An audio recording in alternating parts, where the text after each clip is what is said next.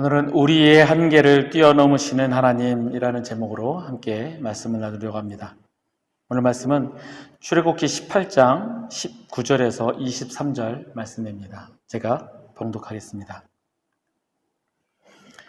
이제 내 말을 들으라. 내가 네게 방침을 가르치리니 하나님이 너와 함께 계실지로다. 너는 하나님 앞에서 그 백성을 위하여 그 사건들을 하나님께 가져오며 그들에게 율례와 법도를 가르쳐서 마땅히 갈 길과 할 일을 그들에게 보이고, 너는 또 온 백성 가운데에서 능력 있는 사람들, 곧 하나님을 두려워하며 진실하며 불의한 이익을 미워하는 자를 살펴서 백성 위에 세워 천부장과 백부장과 50부장과 10부장을 삼아 그들이 때를 따라 백성을 재판하게 하라. 큰 일은 모두 내게 가져갈 것이요 작은 일은 모두 그들이 스스로 재판할 것이니 그리하면 그들이 너와 함께 담당할 것인즉 일이 내게 쉬우리라. 네가 만일 이 일을 하고 하나님께서도 내게 허락하시면 내가 이 일을 감당하고 이 모든 백성도 자기 곳으로 평안히 가리라. 아멘. 지금 밖을 나가보면은 좀 예전에 활기를 되찾은 것처럼 사람들이 많이 돌아다닙니다. 그런데 그래도 아직 이 모이기를 사람들이 좀 두려워하는 것 같고 또 이 밀폐된 공간을 피하려는 분위기 탓인지 식당을 가면 여전히 좀 많이 비어 있습니다. 사람이 인생을 살아가다 보면 이렇게 업다운이 있는 거는 당연합니다. 일이 잘 풀리고 계획대로 이루어지면 기분 좋게 열심히 또 잘 살아가는데 그렇지 않고 하는 일마다 어렵고 풀리지 않고 실패하면은 정말 어찌할 바를 모르는 게 사람입니다. 그래서 지금의 이 코로나 시기는 누구에게나 힘든 현실입니다. 도저히 내 힘으로는 극복이 힘든 정말 어찌할 바를 모르는 그런 막연한 상황입니다. 그래서 우리는 좀 조급해야 합니다. 이제 위드 코로나로 사람들이 나오기 시작은 하는데 아직 일상생활로 복귀는 안 되고 곧 회복될 줄 알았는데 금방 바뀌지 않으니 초조해집니다. 경제적으로도 점점 힘들어지고 특히 자영업자들은 기존에 이제 매달 지출하는 것들도 이제는 그 메꾸는 것도 점점 한계에 부딪히게 됩니다. 긍정적으로 생각하다가도 어쩔 땐 또 힘 빠지고 기운 빠지고 그래도 이게 내가 할 수 있는 일이 아니니 하나님의 때가 되면 하나님의 방법으로 될 거야 라고 하면서도 그때가 또 언제일지 모르니 맥이 빠지고 힘이 들기도 합니다.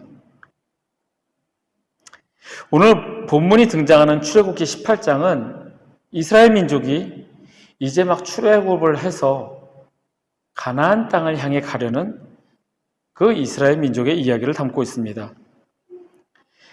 홍해라는 거대한 산을 넘고 이제 막 약속의 땅, 하나님이 예비하신 곳으로 가기 위해서 여정을 시작하려는 순간입니다. 요 앞 전후 이 상황을 보면은 14장에 보면 이스라엘 민족이 홍해를 건너게 됩니다. 여러분들 다들 아실 겁니다. 바다가 갈라져서 그 바다를 이스라엘 민족이 걸어서 갔다. 이 홍해를 넘어가게 되고 그리고 나서 이스라엘 백성은 이 홍해라는 거대한 바다를 넘어서 애굽 사람들의 추격을 피하게 된 것에 대해서 감사하며 하나님을 찬양하는 찬양시가 나오게 됩니다. 그리고서는 이 민족을 다시 하나님께서는 수르 광야라는 곳으로 이끄십니다. 그런데 사흘길을 걸어갑니다. 근데 가다 보니 이제 물도 없습니다. 물이 없으니 사람들이 불평을 하게 되죠. 그런데 저기서 물이 나오는데 물이 쓴물입니다. 쓴물이 나오니 사람들이 더 화가 나는 거예요. 먹을 줄 알았는데 쓴물이니 못 먹게 됐다고 불평하고 화를 냅니다. 그때 하나님께서 모세에게 나뭇가지를 던져서 그 물을 달게 하십니다. 그래서 사람들이 그 물을 마시게 됩니다. 그리고 16장에 가면 이제는 먹을 것도 떨어지니까는 또 불평을 합니다. 우리가 차라리 애굽에서 그냥 노예 생활하면서 거기 있었더라면 그래도 고기라도 가끔 먹고 살 텐데 고기도 없고 이게 뭐냐라고 불평을 합니다. 그때 하나님께서 만나와 메추라기를 보내주십니다. 메추라기는 말 그대로 메추라기 새입니다. 새를 보내주셔서 사람들이 메추라기 고기를 먹게 되고, 만나라는 작은 물질인데 그걸로 반죽을 해서 떡같이 빵같이 구워 먹었던, 그래서 사람들이 만나와 메추라기를 통해서 배를 불리게 됩니다. 그리고 이제 오늘 본문이 나오기 직전인 17장에 가면 또 이제 물이 없으니 또 불평을 하게 됩니다. 그래서 하나님이 모세를 통하여 바위를 쳐서 물을 내게 하시고 사람들은 물을 먹고, 이제 그런 장면들이 계속 나왔습니다. 이제 이 백성들이 이 출애굽을 한 인원이 대략 한 200만 명 정도라고 합니다. 20세 이상 장정이 한 60만 명이 되니 어린아이, 여자, 노인들까지 다 합치면 대략 200만 명이라고 추정을 합니다. 이 사람들이 이제는 그냥 이 애굽에서 노예 생활하던 것에서 이제 나왔는데 200만 명이라는 사람들이 이동을 하니 이제는 점점 그냥 사람들이 모여있던 무리에서 하나의 점점 조직을 갖춘 공동체가 돼가려고 합니다. 이 200만 명이라는 사람들이 있으니 그 안에서는 범죄도 있을 것이고 그 안에서 싸움도 있을 것이고 사람을 죽일 것이고, 그럼 그 모든 것들을 판단하고 해야 되는 그런 지금 나라의 형태, 조직의 형태가 점점 되어가야 한다는 거죠. 이때 이 출애굽을 한 이스라엘 백성의 지도자 모세, 이 모세의 장인 이드로가 방문을 합니다. 이드로가 모세의 아들들과 모세의 아내를 데리고 이 이스라엘 백성을 방문하게 됩니다. 근데 이 이드로는 어떤 사람이냐면 이스라엘 민족이 아닙니다. 이 이드로라는 사람은 이방신을 섬기는 이방인의 제사장이었습니다. 지금으로 말하면 모세는 말 그대로 교회 목사님이라고 한다면 그 장인은 다른 종교의 목회자, 다른 종교의 지도자 더니 안 맞는 거죠. 그런데 이 이방신을 섬기는 제사장 이드로를 통해서 하나님께서는 모세에게 조언을 하십니다. 말씀드린 대로 나라가, 이 민족이 나와서 점점 이제는 나라의 형태로 하나의 조직체로 만들어 가야 되는데 이 조직을 어떻게 이끌어 가야 되는지를 조언을 해주는 사람이 바로 이 이드로로 나오게 됩니다. 본문에는 이렇게 나옵니다. 이 수많은 사람들 가운데 계속 문제가 나오니까는 재판을 해줘야 되는 거죠. 누가 옳다, 누가 잘못했다, 이 사람에게 벌을 내려라. 그런데 아주 사소한 것까지 다 모세에게 가지고 옵니다. 모세가 지도자니까. 그러니까 그 모세가 그 수많은 사건들을 재판하는데 너무나 힘이 드는 겁니다. 그때 이드로가 와서 천부장, 백부장, 십부장의 제도를 만들라라고 얘기를 합니다. 이 천부장, 백부장, 십부장은 뭐냐면은 천부장은 내 밑에 1000명의 군사를 거느릴 수 있는 사람, 백부장은 100명의 군사, 십부장은 10명의 군사. 그러니까 군대 조직처럼 만드는 거죠. 하나의 소대를 만들고 중대를 만들고 대대, 연대, 사단까지 만들듯이 그러한 제도를 만들어서 작은 사건들은 그 사람들에게 판단하게 해라. 그리고 모세, 너는 큰 사건, 중요한 사건만 판단을 해라. 그래야 네 일이 줄어든다라고 모세에게 조언을 합니다. 이러한 행정체계를 만들어가는 거죠. 자, 근데 여기서 보면은 전혀 기대하지 않았던 도움의 손길입니다.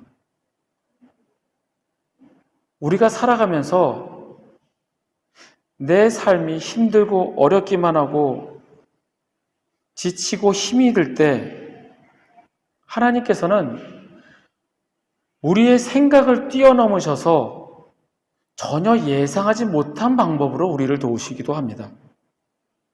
무협지에 보면 그런 거 있잖아요. 비단 주머니를 가지고 누가 줬는데 네가 어려운 일을 당할 때 비단 주머니를 열어보면 거기서 방법이 나올 거야.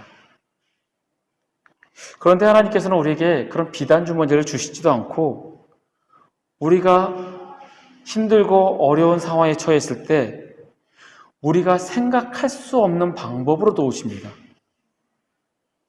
우리가 그런 하나님을 경험하면 좋겠습니다. 지금 내가 보기에는 도저히 풀릴 것 같지 않던 이 길에서 내 생각으로는 도저히 풀어지지 않는 이것들이 하나님의 방법으로 정말 내 생각할 수 없는 내 예상을 뛰어넘는 그런 방법으로 하나님께서 해결하심을 경험을 하면 좋겠습니다. 1998년에 제 상황을 한번 말씀드려볼까 합니다. 제가 대학교 졸업반 때입니다. 1998년. 98년이면 혹시 뭐가 떠오르십니까? 그때를 겪어보신 분들은 딱 세 글자 떠오릅니다. IMF, 예. 97년에 IMF, 우리가 IMF가 터졌다라고 했는데, IMF가 무슨 말인지도 우리는 몰랐습니다. 그냥, 우리는 그 시기를 그냥 IMF라고 부릅니다. IMF가 무슨 뜻인지도 모르고, 그냥 우리는 IMF. 제가 대학교 졸업반이 98년입니다. 97년도에 IMF가 터졌고, 큰 회사들 다 망하기 시작했습니다. 대우도 몰락했고요. 기아도 그랬고, 큰 회사가 도산하기 시작하면서 당연히 취업이 안 되는 거죠. 졸업생들이 직장도 못 갑니다. 저는 이제 마지막 학기를 앞둔 때였는데, 집안 사정 딱 보니까는 집에 돈이 없어 보여요. 등록금이, 내가 보니까는 마지막 학기 등록금 낼 돈이 없구나라는 생각이 들었습니다. 그래서 이제 혼자서 고민하기를, 그럼 내가 알바를 해서 내가 등록금을 벌어야겠다. 휴학을 해야겠다. 혼자서 그렇게 생각을 하고 있었습니다. 근데 어느 날 아버지가 저보고 같이 기도하자 그러면서 저를 데리고 기도원을 갔습니다.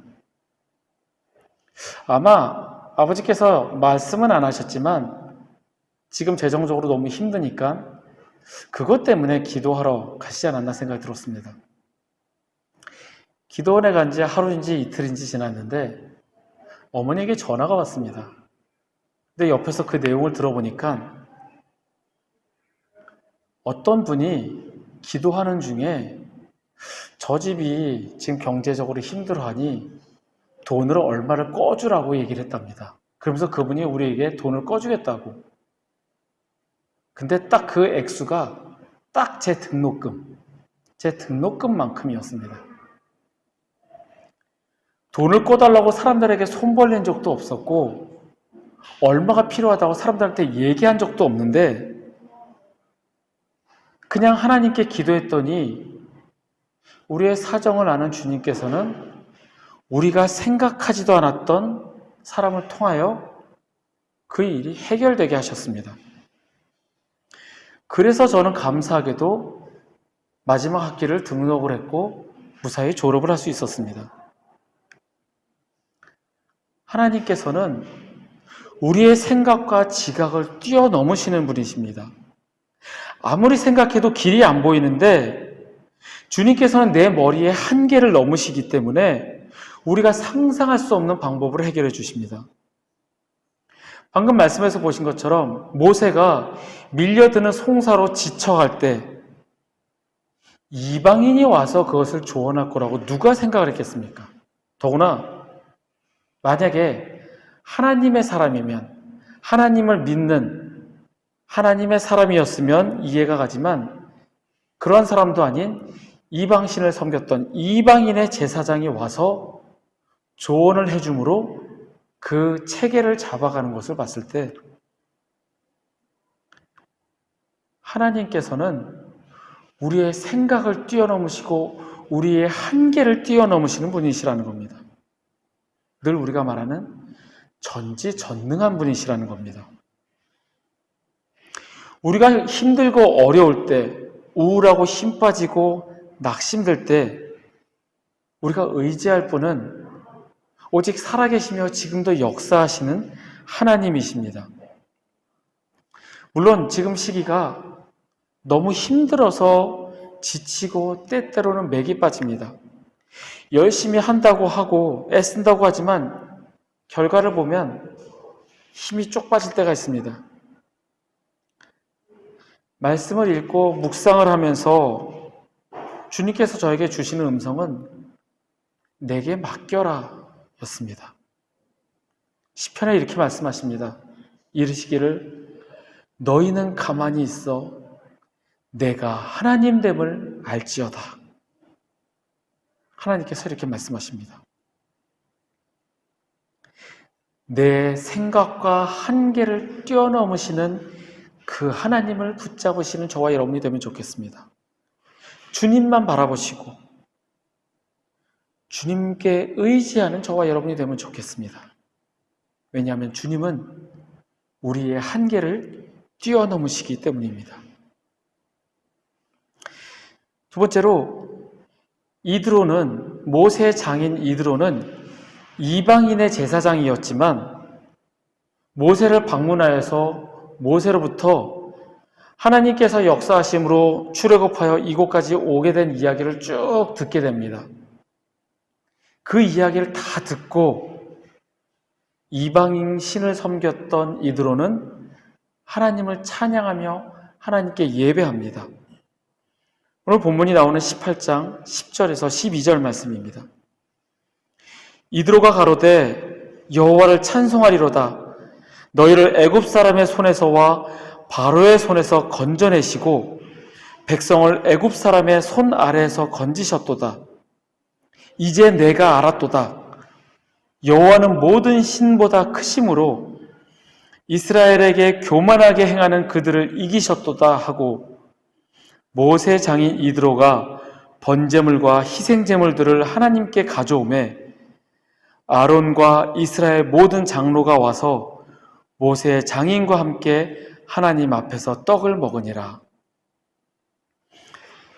이드로는 하나님을 찬양하며 예배하고 이제는 하나님을 신뢰하게 됩니다.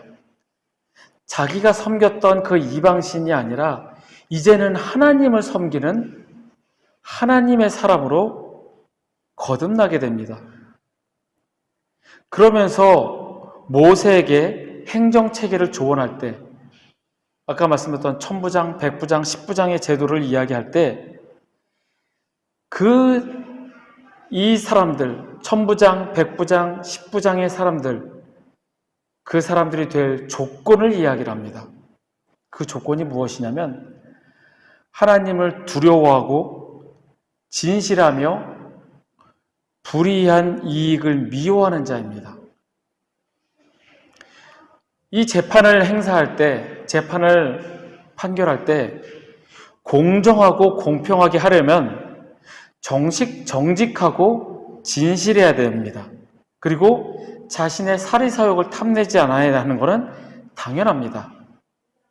재판관의 조건으로 세웠던 것이 정직하고 진실하며 불의한 이익을 미워하는 자, 그런 조건을 가진 사람이 되어야 하는 것은 당연합니다. 그런데 그보다 앞선 조건을 이야기하는 것은 하나님을 두려워하는 사람입니다. 하나님을 두려워하는 것. 이 두렵다는 표현에서 우리는 무섭다라는 생각을 하게 됩니다. 하지만 이 단어 속에서 우리가 믿어야 할 것은 무서운 하나님이 아니라 하나님을 두려워한다라는 것은 하나님이 살아계신다라는 것을 인정하라는 사실입니다. 하나님은 살아계셔서 지금도 살아계셔서 역사하시기 때문에 불의에 대해서는 벌하십니다. 하지만 용서를 구하는 자에게는 한없는 은혜로 용서하시는 하나님이십니다. 이 200만 명이라는 숫자가 옮겨 다닐 때 그 안에서 정말 무수히 많은 사건들이 있었을 겁니다. 성경에 보면 하나님께서 구름 기둥과 불 기둥을 준비하셔서 그 구름 기둥이 움직이거나 불 기둥이 움직이면 사람들은 이동을 하게 됩니다. 그러다가 그 구름 기둥이 멈춰서면 사람들도 멈춥니다. 그러면 다시 그 200만 명이라는 사람이 거기서 천막을 치고 그 구름 기둥이 움직일 때까지 거기서 거주하게 됩니다. 몇 날, 며칠, 한 달, 두 달 그냥 거기서 삽니다. 그러면 사람들이 살다가 다시 또 이동을 하면 다시 또 천막을 걷어가지고 다시 또 이동을 하고, 그러는 가운데 그 안에서 얼마나 많은 사건들이 있었을까요?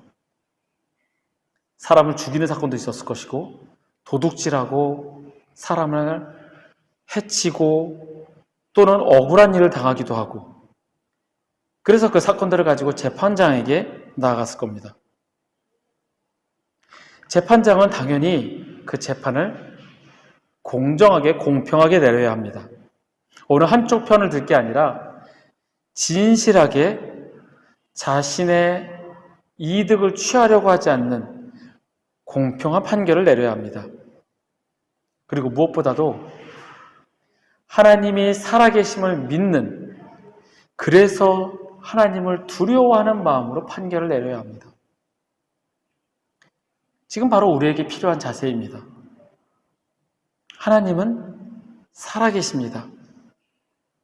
그 사실을 우리가 받아들이고 인정한다면 우리는 하나님을 두려워하는 마음을 갖게 됩니다.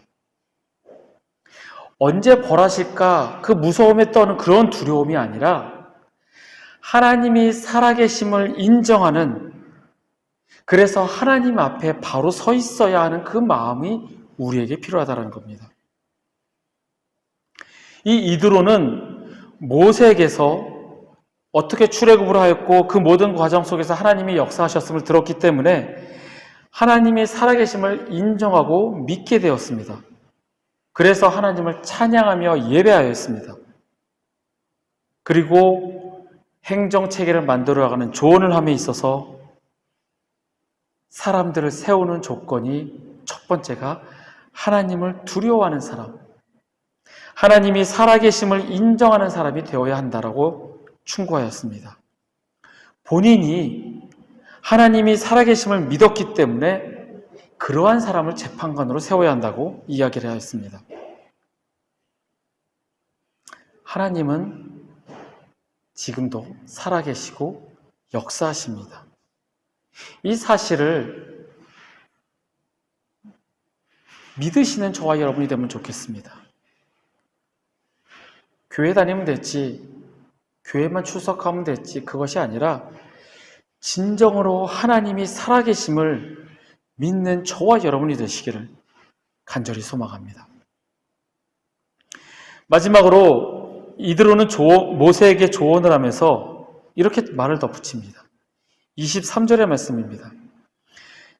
내가 만일 이 일을 하고 하나님께서도 내게 허락하시면 내가 이 일을 감당하고 이 모든 백성도 자기 곳으로 평안히 가리라. 이드로는 아무리 좋은 생각, 훌륭한 아이디어, 뛰어난 계획이라도 하나님이 허락하시지 않으면 이루어지지 않는다는 것을 알고 있었습니다. 내가 하나님의 능력에 감동되어서 이 조언이 내 머리에서 나온 것이 아니라 하나님의 능력에서 나온 것이라 할지라도 이 일을 행하는 모세가 하나님께 허락을 구해야 한다는 이드로의 말입니다. 하나님의 일은 하나님의 일을 위해서 하는 일이라도 하나님께서 허락하시지 않으면 이루어지지 않습니다. 하나님께서 허락하셔야 이루어집니다. 인간의 어리석음, 부족함을 잘 알고 있는 이드로입니다. 반면에 하나님께서는 모든 능력 가운데 거하시며 못하실 일이 전혀 없다라는 것을 이드로는 알고 있었습니다. 그렇기 때문에 노예로 살다가 이제 민족의 조직을 세우고 행정체계를 만들려는 이 중요한 순간에 훌륭한 정책을 진행함에 있어서 하나님의 허락을 구해야 된다고 조언합니다. 우리의 삶은 어땠는지 한번 돌아보기를 원합니다. 나는 과연 하나님의 허락을 구하며 살아가고 있었는지, 아니면 내 생각대로, 내 계획대로, 나의 욕심으로, 나의 의 때문에, 혹은 나의 체면 때문에 지금 무엇인가를 하고 있지는 않는지,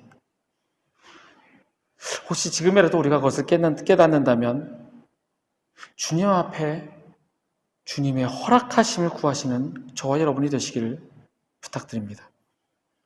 주님께서 허락하셔야 나의 이 일을 감당할 수 있습니다. 주님께서 허락하셔야 내일 해가 뜰 수 있고 이 세상의 모든 일이 주님의 허락하심이 있어야 가능합니다. 지금 이 시간 내가 걸어온 길을 돌아보며 주님께 허락을 구하며 살았는지 살펴보고, 지금 내가 하고 있는 이 일 역시 주님의 허락을 구해야 했는지, 혹시 구하지 않았다면 지금이라도 주님의 뜻을 알게 해달라고 기도하시는 저와 여러분이 되시기를 바랍니다. 말씀을 정리하겠습니다. 하나님은 우리의 한계를, 우리의 생각을 뛰어넘으시는 분이십니다. 아무리 길이 안 보여도 주님께서는 우리가 생각지도 못한 길을 여시며 인도하십니다. 우리는 주님만 바라보며 나아가면 됩니다. 살아계신 하나님을 인정하시기를 원합니다.